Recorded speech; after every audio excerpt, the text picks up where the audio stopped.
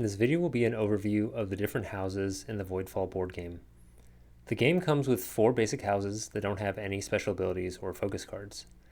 These houses are for learning the game due to the significant rules overhead, but we can still learn about the basics of the game from these factions. The things to look at initially are the starting techs, associated agendas, and preferred focuses. Then we can look at the player mats that are common across all 4 of the basic houses. On the society track, we can see a lot of population increases with an agenda at 3. Statecraft has a variety of goodies, some fleet power, tech, and an agenda. Economy skips the first space, gains trade tokens, and places guilds. Past the similar house mats, the associated agendas with each house are the same with a few differences in starting production. There's an economic option that scores pure sectors with high population, and a more military option that scores the number of pure sectors with installations. An asymmetry between the basic factions are their preferred focuses. They all have progress in common, but their second focuses are prosperity for Belatan, development for Cortazar, reinforcement for Dunlork, and politics for Valnis. Belatan A starts with targeting, and Belatan B starts with data refinery. Targeting is a tech that gives extra initiative, so Belatan A has more of a military feel to it. It's paired with the starting agenda that encourages getting more sectors. The extra energy production can help with the organize action on prosperity, the engage action on conquest, or the mobilize action on reinforcement. The data refinery tech works with credit production. Belatan B might use actions on progress due to the extra science production. Belatan B gets extra food production. Maybe it helps with having high upkeep due to extra agendas from the prosperity focus. It has access to prosperity, so it can also go up on the economy track for trade tokens. Cortazar A has the offensive tech, torpedoes, and its build is very similar to Belatan A, with targeting and the +1 energy production. The difference is that Cortazar has access to development as a preferred focus, so the house has more access to building installations or guilds. Cortazar B has star bases, which pairs nicely with the development focus. This version of Cortazar is the only one of the basic factions that has no bonus resource production, so I consider this to be the most basic of all basic setups. Dunlork A has reinforcement as its preferred focus, and orbital docks as its starting tech. Make lots of ships with the muster action on reinforcement, supported by the +1 material bonus. Dunlork B has energy cells, which increases approach damage. This is a defensive version of the house, and the +1 food will help pay for sector upkeep. Valnis B with escape pods is similar in setup to Dunlork B with energy cells. Escape pods lets you keep a consistent supply of ships near your home system, and the starting agenda encourages an economic game. Valnis gets access to politics as its preferred focus, so they have the option of going up more consistently on statecraft, invading, or getting trade tokens. Valnis A has shields, which can be used offensively as well as defensively. The starting agenda encourages expansion, which you can do easily with the extra access to the politics actions. Advanced factions. Astoran. Astoran gets a special version of prosperity and conquest. The Astoran prosperity has some really good stuff on it. Bolster builds both an installation and advances on economy. Regulate gains an agenda, and reconstruct lets you establish a guild and remove a corruption at the cost of destroying an installation. Bolster and regulate cost a fleet power, so all the costs of this cards offset the bonuses you get from Astoran's special ability, which activates extra fleet power at each evaluation for a permanent +2 upkeep cost. Regulate specifically picks up a might or wealth agenda. Might agendas are played with the prosperity of progress focus, and the free action is to increase your lowest track or gain a trade token, which can cover up agenda upkeep. Wealth agendas are played with development or production, which places a guild and produces. A flexible action, but the option for more food for upkeep is always helpful. Astoran Conquest lets you invade a sector and build an installation in the same action. Harvest gains food per pure sector, and Sustain gains influence per pure sector with installations. The ability to gain food from Conquest is a great alternative way to deal with upkeep costs, and notably, you don't actually need to build farmers' guilds to get food. The preferred focuses for Astoran are development and conquest. Development has a recall fleet power option that's similar to their prosperity, and helps Astoran build up their guilds and installations quickly if you want to double up with temptation. Conquest is also a central focus for this house, as you will want to be invading a good amount to get more pure sectors to scale your harvest action.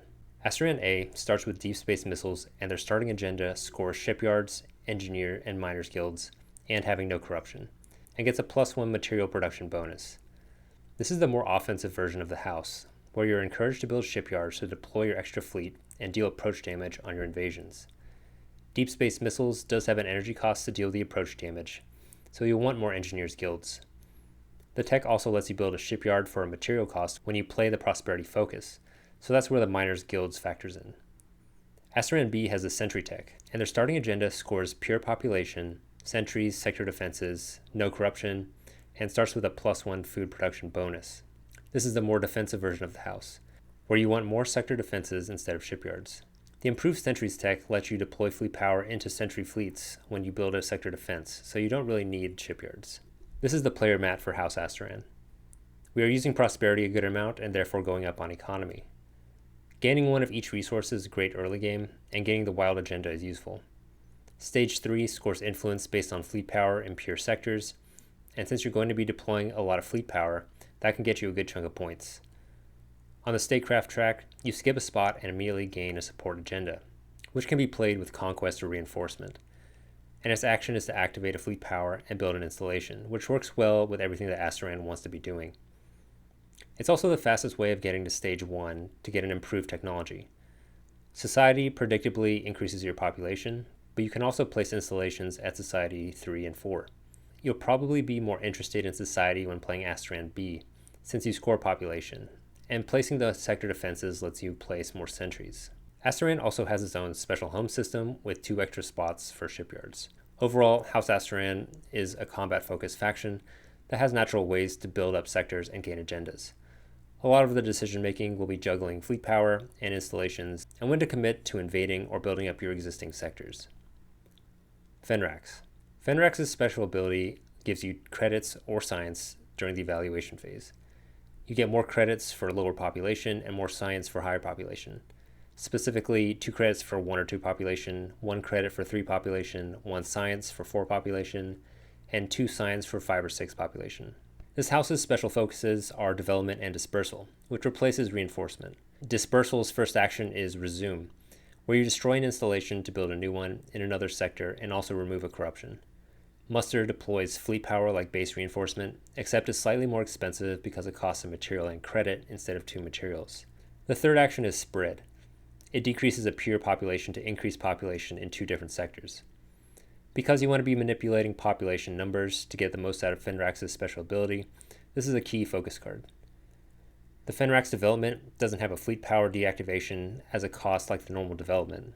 Colonize decreases population to place 2 guilds, and Recruit lets you deploy fleet power and increase the population. This secondary way of deploying fleet power is really useful. Fenrax A gets Carriers, which is an incredibly good combat tech. Carriers do cost food, but I'm assuming the plan is just to use credits to pay for them.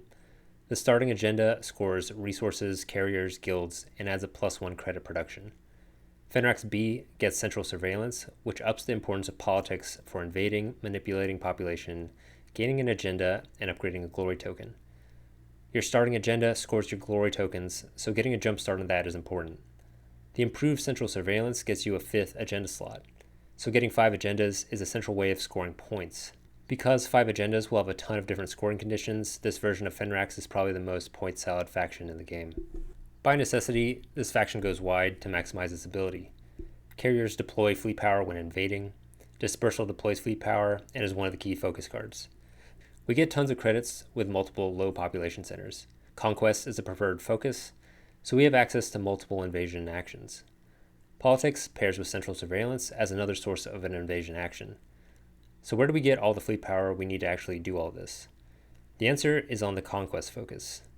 We need to be hitting the prepare action on Conquest as much as possible so we can disperse across the game board effectively. This costs 3 materials, so we're going to use all the credits we get to go back into fleet power and paying for invasion actions. Food is important for upkeep, especially if you have 5 agendas with Fenrax B. You get a bunch of credits automatically, and the guilds you do build can be farmers guilds to keep up with upkeep, or bankers guilds to go all in on credits. If we look at the player mat for Fenrax, Statecraft is kind of the obvious track that we want to maximize. It puts us almost immediately up to getting an improved tech, and the ability to deploy on the player mat at 2 different spots is a bright flashing sign that we need to be putting out our fleet power as fast as possible. I think Society has some nice options since we do need some population for our economy. I don't think economy is that good aside from the basic tech at the 2 spot, The trade tokens are just too far up, and we don't want to be deactivating that much fleet power to get to stages 3 and 4 on any track. Overall, Fenrax is trying to go wide, which will automatically supply their economy with credits. Population is almost like its own resource with this house, and there's a minigame of manipulating population numbers to maximize the resources you get. This will also determine which sectors you target for invasion, and which sectors you decide to build up with guilds. Get fleet power out and maximize your agendas. Kradmor. Kradmor is all about removing corruption, and the theme of their art, their gas masks and flamethrowers, make them like sci-fi exterminators. You get 2 energy when removing corruption from the player mat, and gain 2 science when removing corruption from a sector. Kradmor's special focuses are temptation and production. The Kradmor Temptation's top action spends a credit and science to increase pure population and take an action from the preferred focus, which in this case is Conquest. The second action, Foresee, advances on the lowest civ track and lets you peek at the next galactic event like normal Temptation, except here it doesn't cost a corruption. The bottom action, Exert, is actually worse than the base Temptation since it only produces 1 resource type instead of 2. Kradmor Production's top action, Thrust, removes a corruption and produces energy. The middle action, Amplify, produces food and materials or advances on the economy track. The bottom action, Burgeon, establishes a guild and advances on society at the cost of a corruption and energy. It's cool that you can go up on both society and economy with 1 focus card, but it is interesting that energy is separated from food and materials. We know on Conquest that invading costs energy and activating fleet costs materials, which can explain why the energy and materials are separated, just maybe to make it more of a decision for players. If we look at the player mat, society is mostly population increases, statecraft places installations, and economy gives trade tokens. Kradmor Production goes up on both economy and society pretty consistently, and maybe you can go up on statecraft with reinforcement since you don't really need to play politics. Or maybe the intent is that you need to play politics separately for the invasion and statecraft advancement. Kradmor A starts with Salvage Scanner, which gives you extra reclaim tokens, and maybe more importantly, the improved version automatically removes corruption from the invaded Voidborn sectors, which you can use to automatically give you more science. The associated agenda for Kradmor A scores upkeep and installations, so maybe you do want to focus more on statecraft. The incentive to get high upkeep from your starting agenda does mean you're going to want a good amount of food. Kradmor B has the Purifier tech, which lets you remove corruption when using the Temptation focus. The improved version also lets you deploy fleet power into sectors to remove corruption. So with either tech, you get to more easily remove sector corruption. Overall, this house wants to invade and cleanse corruption, while also using their Temptation focus to increase population and double up on Conquest actions, which is paid for by clearing corruption from the player mat. The extra science can be used to naturally obtain more techs to supplement their needs. Use their faction-specific Produce focus to go up on multiple tracks and gain resources. Marqualos. Marqualos is a trade tokens faction. Its special ability is pretty simple. You get an extra Marqualos-specific agenda. The special focus for this house is called Scheme, and it replaces Innovation. The top of the Scheme focus, Obtain, gains a technology. The middle gains a trade token and produces 2 resources for the cost of discarding a non-starting agenda. The bottom action is Direct, which gains an agenda and a bounty token by recalling a fleet power. I'd say Scheme is a better version of Innovation, although it is noticeably missing the ability to score your science and bankers guilds. But being able to produce 2 wild resources, get trade tokens and agendas all in the same focus is really good. Marqualos' preferred focus cards are Scheme and Politics. Makes sense since you can also get trade tokens through Politics. Marqualos A starts with Autonomous Drones, which lets you spend trade tokens for Approach and Salvo Absorption. Kind of a steep cost for other factions, but Marqualos has so many ways of getting trade tokens, it kind of works. The more universally useful improved version of Autonomous Drones automatically defends the evaluation phase skirmish. The agendas for Marqualos A scores installations, bounty tokens, and fleet power, and starts with a +1 materials production. I'm assuming this is to help activate fleet power from Conquest. The extra agenda also scores bounty tokens and fleet power. Marqualos B starts with Trade Nexus, which gives you the trade reward when you return the trade tokens. The improved version gives you a trade token when you overproduce resources. Kind of an interesting way to encourage using trade tokens in different ways. Marqualos B just gets more stuff by using their trade tokens in the traditional way, and Marqualos A is encouraged to use their trade tokens for combat. The agendas for Marqualos B scores population, guilds, resources, and trade tokens. And the extra starting agenda scores your lowest resource stockpile and number of trade tokens. If we look at the player mat, society has population increases and quick access to an improved tech. Politics is a preferred focus, so you have ample opportunity to go up on statecraft, which has a variety of good stuff, including 2 techs, a trade token, and a fleet activation. The economy track has a trade token on the first space, which is useful, but Marqualos probably isn't playing Prosperity all that often since Scheme already produces and gives you agendas. Marqualos also starts with a unique player home system that starts with a Banker's Guild. The extra credit production never hurts. Overall, trade tokens are just generally really good, and Marqualos gets a ton of trade tokens.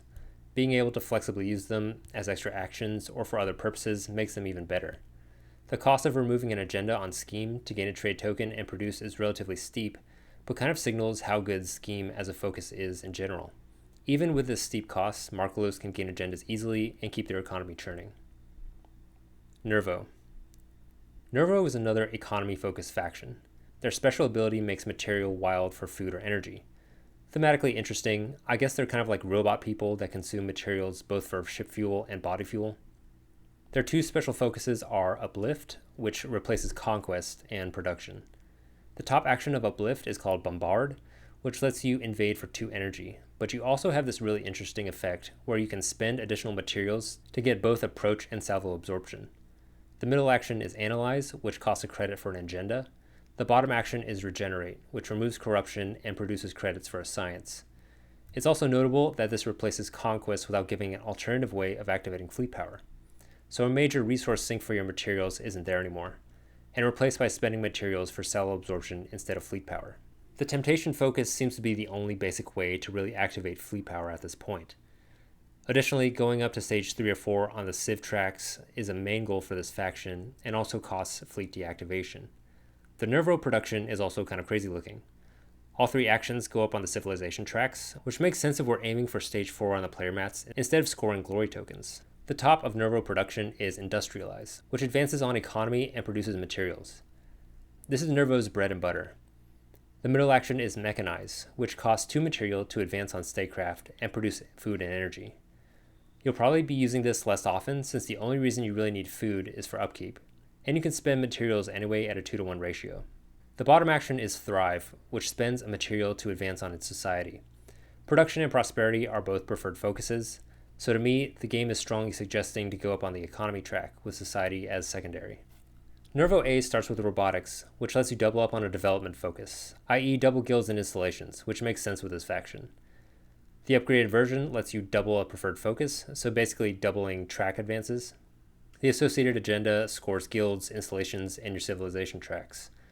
Nervo B starts with Arc ships, which lets you build additional guilds that float in space in your home system. It's risk-free economic expansion. The upgraded version lets you build up to 4 additional guilds in your home system and also increases population with a reinforcement focus. You can maybe consider this the offensive option in air quotes. This might seem a bit counterintuitive since Nervo doesn't really deploy all that much fleet power, but reinforcement has a wild track increase and also builds sector defenses. The associated agenda from Nervo A scores resources and guilds. If we look at the player mat, economy gives some trade tokens, but nothing all that out of the ordinary. Statecraft gives some much needed fleet activation, so potentially useful to go up on this track. Society has a bunch of population increases like normal, but notably has a tech upgrade at stage 2. Overall, Nervo's an economic powerhouse that needs to figure out their fleet power problem. If they can get up on all of their tracks and score a bunch from overproducing, they'll have a good time. Novaris. House Novaris is another take on a corruption-based faction, but with the go-wide nomadic flavor of House Fenrax. Based on the lore, I think they're trying to exploit corruption to better their technology. Their special ability allows you to produce whenever you gain corruption. This balancing act of both trying to expand and trying to gain corruption is central to this faction's gameplay, as it's all too easy to find yourself in a position where you either don't have enough resources or you have too much corruption and your infrastructure gets burned by a Voidborn skirmish. The special focuses for Novaris are Progress and Reinforcement. Novaris Progress gains a corruption to gaining technology with their top action Embrace, gain a corruption to gain an agenda with the middle action Experiment, and invade a sector with their bottom action Ambush. It's sort of like a tech-based conquest.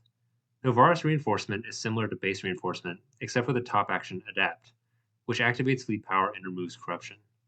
These 2 focuses together form the center of this faction's gameplay: tech, combat, and corruption management. Novaris' preferred focus cards are Production and Innovation. Notably, you can access actions on innovation in Cycle 1 by using the Temptation focus to gain an extra early tech. Arguably, the first cycle should always include Temptation, Progress, and Reinforcement for Novaris. I think production is there as a preferred focus as a way to get extra access to the society track, which we'll see in a little bit. It also acts as an alternative way of producing when gaining more corruption isn't a good idea. Novaris A is the military version and starts with combat replicators, a very useful tech that lets you keep installations, hopefully shipyards, after invading a sector, and more relevantly, the improved version lets you deploy a fleet power to a sector you just invaded.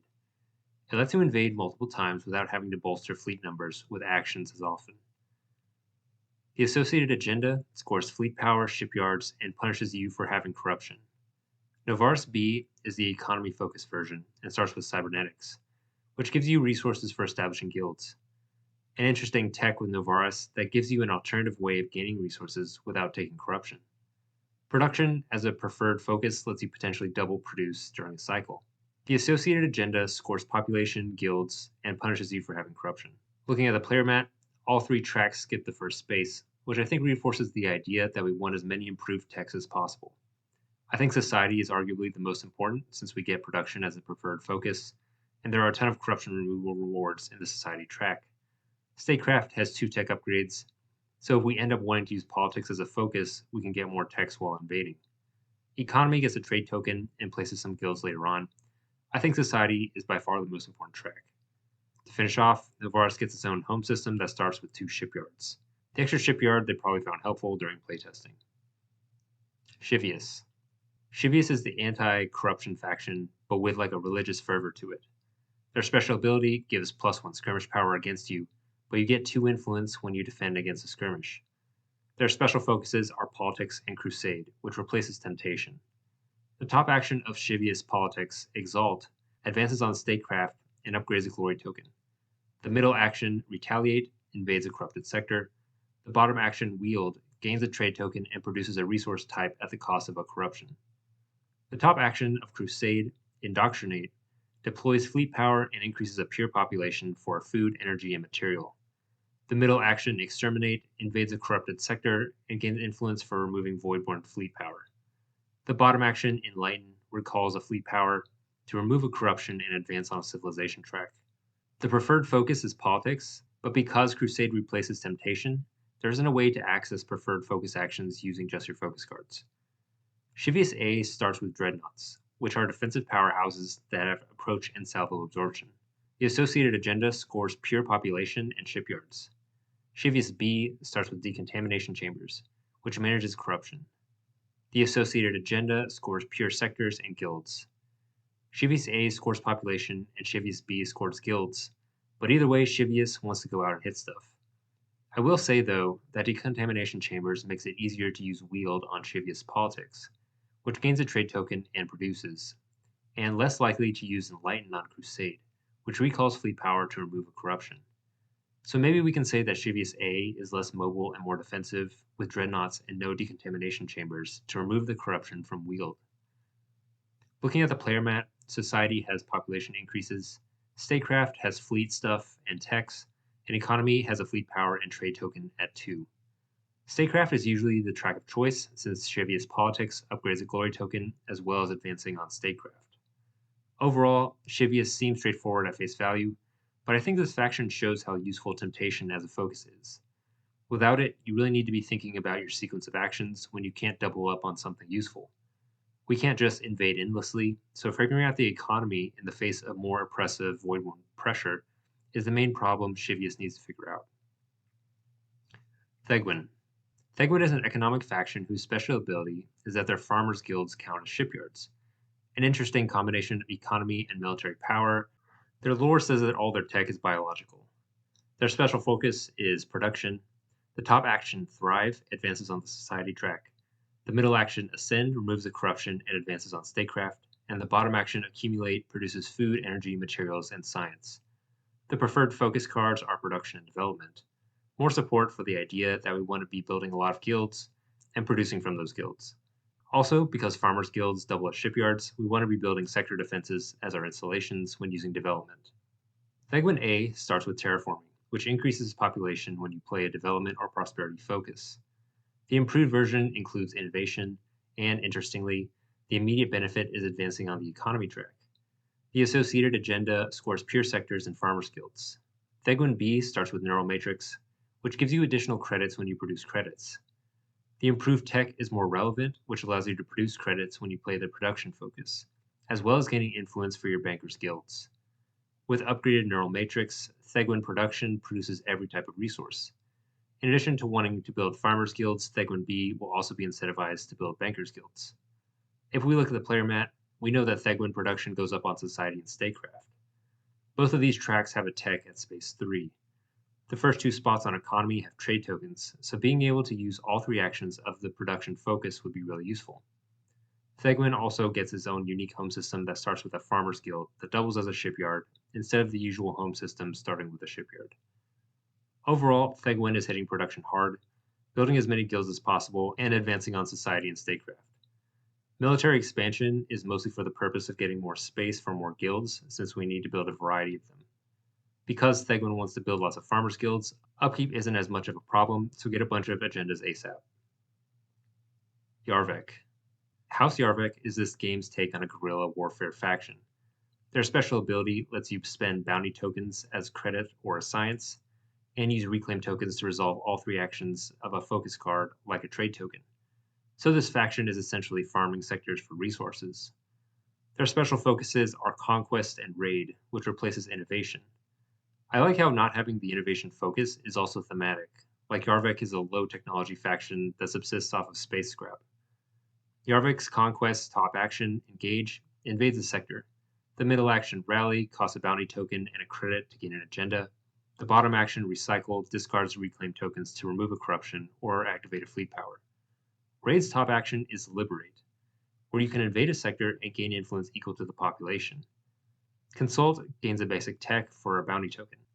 Bargain gains a bounty token and trade token at the cost of gaining corruption, so we can actually gain extra bounty tokens with the raid focus without having to invade, which is almost like producing, but it's at random. Yarvek A starts with Hyperdrive, which is pretty straightforward but incredibly useful.